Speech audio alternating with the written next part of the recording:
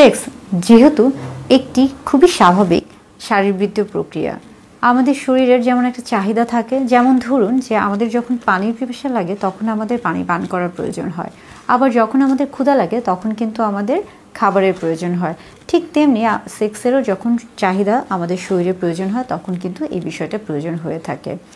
কিন্তু শুধুমাত্র সচেতনতার অভাবে বা কিছু বিষয় না জানার কারণে বা ভুল জানার কারণে দেখা যায় যে দাম্পত্য জীবনে স্বামী স্ত্রী উভয়ের মাঝে বিশেষ বিশেষ কিছু মুহূর্তে বা বেশ কিছু বিষয় নিয়ে অনেক সময় অনেক সমস্যা তৈরি হয়ে থাকে।